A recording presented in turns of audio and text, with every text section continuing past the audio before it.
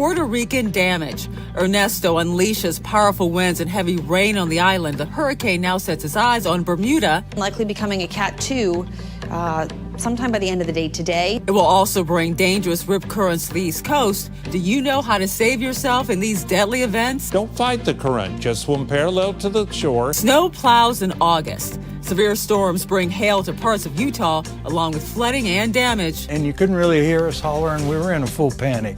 Plus, new information about California's park fire and the fishing trip that ended with a very unexpected catch. So that's a really unique catch. You don't see them very often at that size. From our nation's capital, this is the National Weather Desk. Good morning and welcome to the National Weather Desk. I'm Angela Brown. A hurricane warning is now posted for the island Bermuda as Ernesto gains strength as it heads north in the Atlantic Ocean. The storm battered Puerto Rico and the Virgin Islands yesterday with heavy rain and tropical storm force winds. The biggest issue here this morning is power. At one point, more than half the island did not have any. The island's power company reports those numbers have improved this morning, with about a third still in the dark. The electrical grid there is considered outdated and is still recovering from damage caused by Hurricane Maria in 2017. In the Virgin Islands, though, more than half of the homes and businesses are still without power. You heard it there. The sound of chainsaws could be heard across the island as crews work to clean up the damage from the wind. Up to 10 inches of rain also fell in some parts of Puerto Rico, turning streets like this one into a flooded mess. There are still isolated flood warnings around the island as well. President Biden approved an emergency declaration for Puerto Rico. Eyes now shift, though, to Bermuda, where the hurricane is expected to make landfall early Saturday. Florida meteorologist Lauren Oleski is tracking Ernesto for us this morning. Here's the storm right now. It's got winds of 85 miles per hour. We're seeing gusts around 100 to 105. This is going to continue to move off towards the north. We're all the way over here. This is not a threat to us. This little speck, though, that's Bermuda. They have to watch this very closely.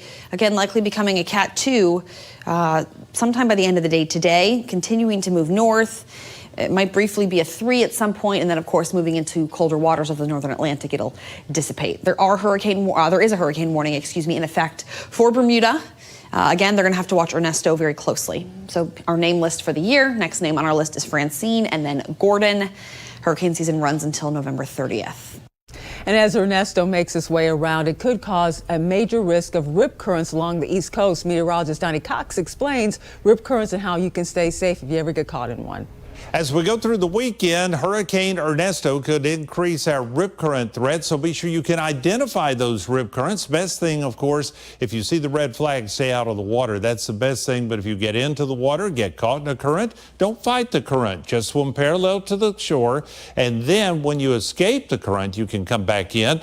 And if you find yourself in a situation and can't escape, then try floating or treading water. But by all means, if you need help, yell out, call out, and wave for assistance. Now, what will happen? You see Ernesto passing 400 or 500 miles off the coast all weekend. Increased rip currents, that's certainly a threat. High surf, and then the ocean overwatch. That could create problems with some roads along the coastal areas, and of course, beach erosion. So keep that in mind. Be safe as you head to the beaches this weekend, especially with Ernesto passing just off the coast. I'm meteorologist Donnie Cox. Well, forecasters expect this to be an extremely active hurricane season. While there have only been 5 named storms so far, we have not hit peak hurricane season yet. But as meteorologist Riley Blackwell explains, it is just around the corner. We are slowly approaching the climatological peak of hurricane season, which is September 10th. We're still going up the hill before we have to make it down the hill. But first, let's look at somewhat of a medium range outlook. This is the Global Tropical Hazards Outlook. And currently, from August 21st through 27th, we have a greater than 20% chance of a tropical depression forming. However, looking past that to the next week, August 28th through September 3rd, we have an area that has a greater than 60% chance of a tropical depression forming. That's as we get closer to the climatological peak, which, remember, is September 10th. So while the hurricane season has been relatively quiet, we have to wait for the tropics to start firing up. There is a 2 out of 5 risk for storms today in the Midwest, including Chicago, Kansas City, and also St. Louis. Severe thunderstorms could bring damaging winds and large hail. A couple of tornadoes could also happen.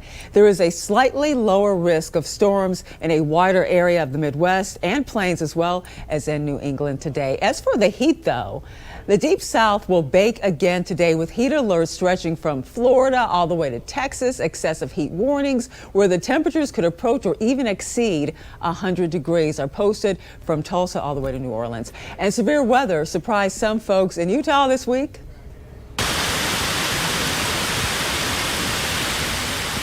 And that is the sound of hail shredding leaves as it fell near Salt Lake City Tuesday evening. In fact, so much hail fell that road crews called in snowplows to clear from I-15. Not exactly what you expect to see in August, even in the mountains of Utah. While the hail is all gone, damage from the storm remains, from flooded basements to roofs that were severely damaged. Kristen McPeak has more. We were running for towels and buckets and hollering, and you couldn't really hear us hollering. We were in a full panic. That's Jeff Garner. He's showing us the aftermath of this. A huge tree through the roof, sending water pouring inside. Missed the fan. Right when they thought the damage was done, We opened up the closet. Well, there's still branches. A quake and aspen came through, and everything in here is soaking wet. the storm is something that Orem Public Works Director Chris Shirkey has never experienced. That basically exceeds a 100-year storm event. What kind of things did you learn from this that maybe other cities would take note of? Be prepared as much as possible for an event. He says this goes for the rest of us as well. Evaluate your property, look at what's happened in the past, look to determine if your property is lower than the road itself, and then identify those areas where you feel like you might have some damage. Jeff says he's prepared. This, though, happened so fast. And he says the help of everyone has been exceptional. Thanks to a lot of friends and neighbors, they came and helped us get the tree off the roof, and we're waiting on insurance now. Debbie brought heavy rain and flooding to South Carolina, and while that caused damage to several homes and also businesses, there was a silver lining to all that water. The state saw major relief to its drought conditions. Gianna Forbes has more. After a drought for the last few weeks, Debbie not only brought historic rainfall, but started repairing the rivers from their lack of water. They downgraded most of the state to normal levels. The drought is over, but the levels of rainfall brought by Debbie were far from normal. For a normal August rainfall for this area would be anywhere from 4.5 to maybe 5.5 inches. What are some parts of South Carolina seeing? 3 times that amount. There's certainly things that we are seeing that we're monitoring that indicate we're seeing some changes in these excessive rainfall events and rainfall rates. Getting out of a severe drought is good for the rivers, but the drastic flooding after causing farmers to lose their crops. When you get that amount of rain in that short amount of time, that can cause some pretty serious issues, whether it's flooding, whether it's actual crops going underwater. Some parts of our environment thankful for the rain, while others having to find ways to adapt to it. In California, the park fire is still burning and containment efforts continue, but people living in the village of Mineral started returning home on Wednesday after evacuation orders were downgraded. Max Tedford has more. Last few days, our crews have been really able to make a good effort on this fire.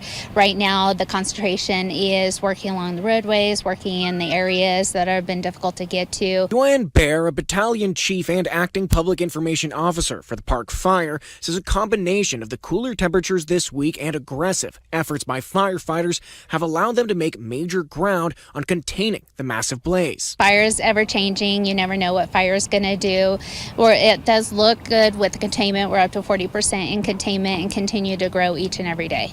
Despite that unpredictability, Bear says what fire officials are seeing on the lines and the lack of smoke in the air made them comfortable to allow residents of Mineral to return. Ability to get people back on is always a high priority, but we want it to be safe. And coming up on the National Weather Desk, we'll head to Maine and find out what officials are doing to help make the coastline more resilient to severe weather. And also we'll learn about the worm wreaking havoc on Alabama farms.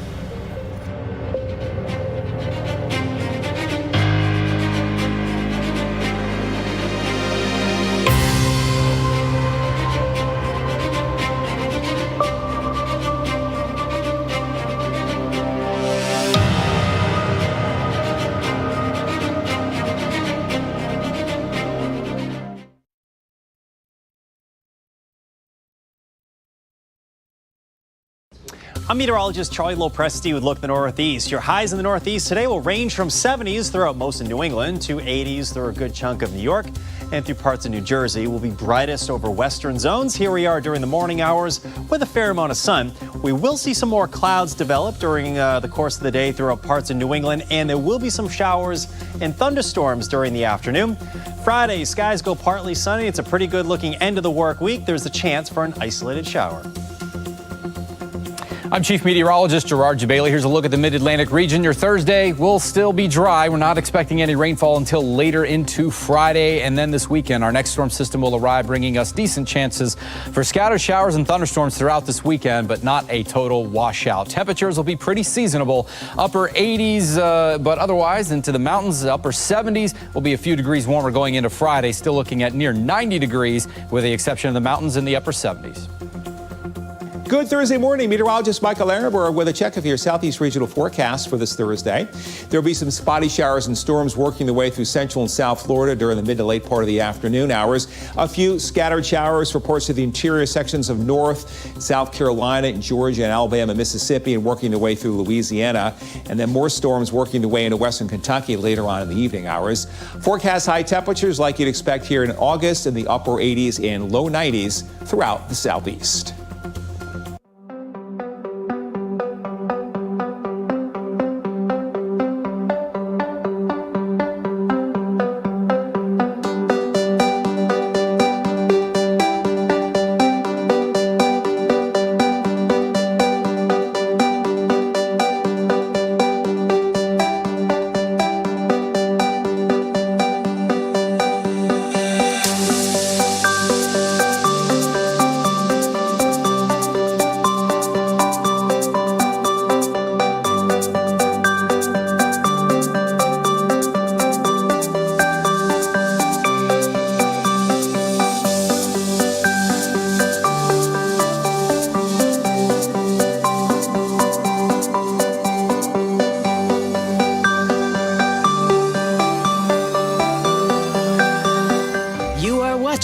The National Weather Desk.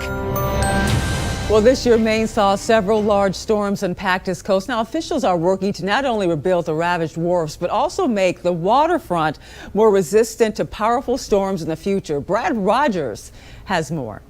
Record storms in January dealt a major blow to the majority of Maine's working waterfront, washing away or damaging wharves up and down the coast.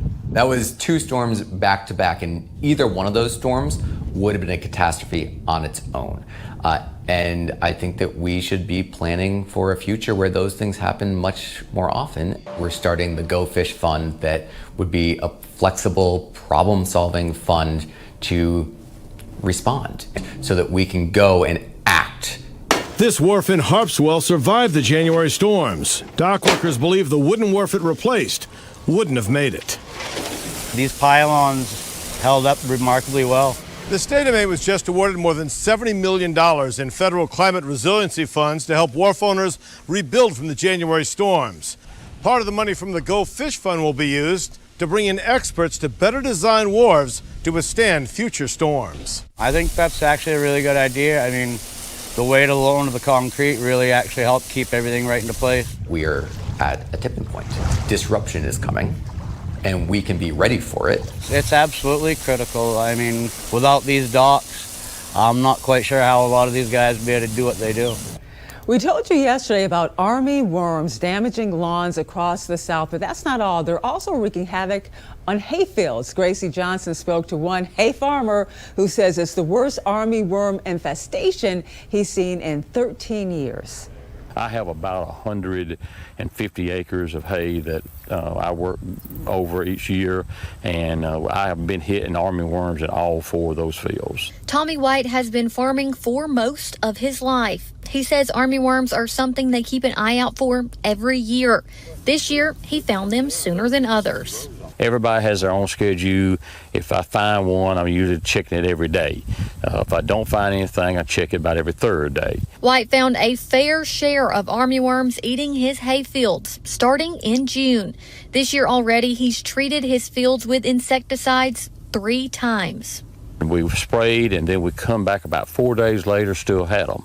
So we sprayed again. We made another mixture, used a little bit different kind that time of the chemical, and we pretty much knocked it out, but they had destroyed our Bermuda. White says on this field here, they usually average around 80 rolls of hay. Due to the armyworm infestation, this time they're only expecting to get around 50. You can do the math on that and see it was pretty costly to us, but especially the bale of hay now at $65 to $75 a bale retail when you're selling, if you're selling it, or if you're feeding it to the cows, that still comes off the cost of the bottom line. And we have all been told of the dangers of a mother bear protecting her cubs. Recently, one California woman helped a jogger survive this exact scenario. Madison Kiavi has the story. I see this young man running down the road and a bear literally chasing and biting at him. The story that unfolded right before one neighbor's eyes has even her in shock. His shirt flapping in the wind. It was just shredded. And he didn't have one of his shoes on all the way. So he's literally running with the shoe not on. And I of course I freak. I scream to my husband. I'm like, oh my God, it's a bear. The man already had scratches and bites, it appeared, and neighbors called 911. The young man is standing on the roof of our Escalade. The bear is standing at the Escalade, and she's trying to climb up. So she has her foot on the running board, and she's literally jumping up at him, wanting to get on the roof, just wanting to attack him.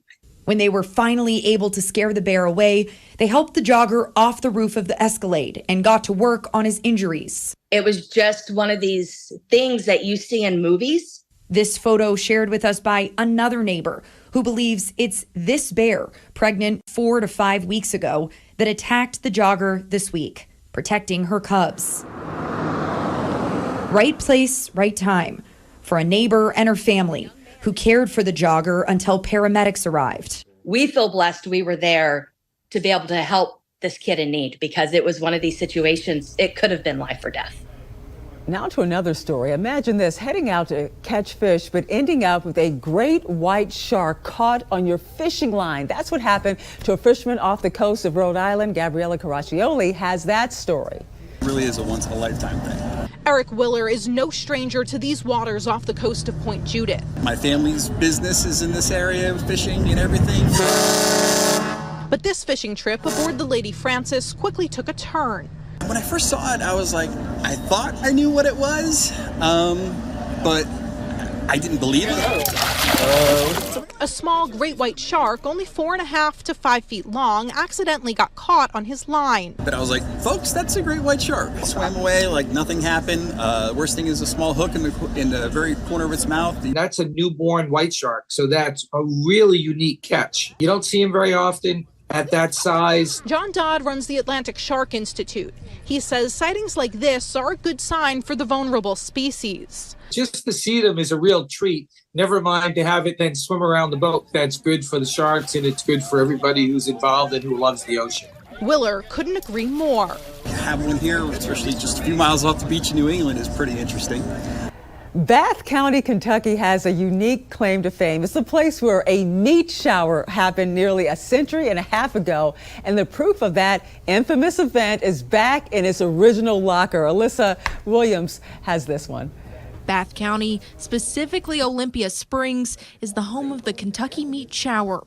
On March 3rd of 1876, Mrs. Rebecca Crouch was outside with her grandson, and out of the clear blue sky, meat started to rain down. And they gathered up what was remaining, and they say that it was a horse wagon full, and I'm sure that everyone knows exactly how much meat that means. And then I think people in the area ate it. A slice of the meat was saved from the phenomenon and has been under the care of Transylvania University. But on Saturday, the Bath County History Museum got to return this sliver back to its original meat locker.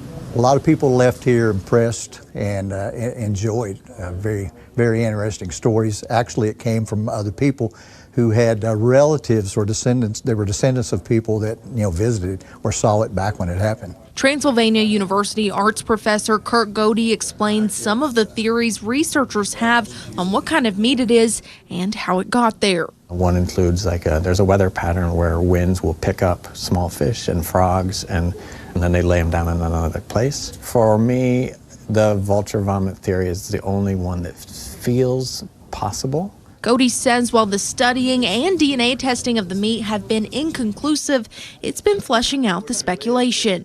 Just to be in a space where everyone who walks through the door knows the story and many of them feel like a personal connection to the story is an incredible experience. And time now for a short break, but first we take in views around Seattle and Washington State.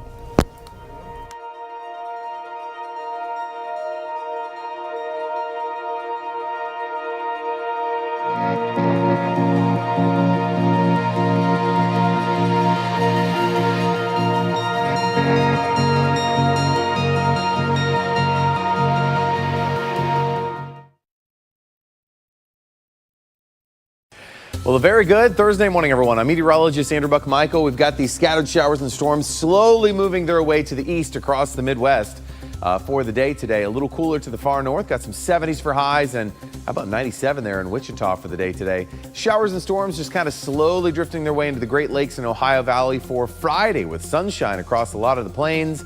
And we'll continue that sunshine heading into Saturday as that rain continues to slowly drift east for Saturday. Good morning, I'm meteorologist Alex Garcia. Here's a look at your regional weather. We're starting off the day a little bit on the warm side, all the way down from the coastal areas, from Brownsville even into Shreveport and Dallas. Temperatures into the 80s today. We'll be watching a weak cold front push in, trough out toward the west. Sea breeze showers here, scattered showers from the Panhandle into Oklahoma. Going to be another summer day. I'm meteorologist Alex Garcia, and that's a look at your regional weather. Good morning. I'm meteorologist Rebecca Stevenson, and here's what's happening across the West. We've still got hot temperatures for parts of Southern California, into parts of Southern Nevada, and into Arizona and New Mexico. We do have cooler weather that's been heating up here in the Pacific Northwest, and that is leading to all the fire weather concerns that we've got as a new storm system moves in, bringing showers and thunderstorms. We've got air quality issues, but the wildfire danger stretching into southern Idaho and Nevada. That's the scene from here.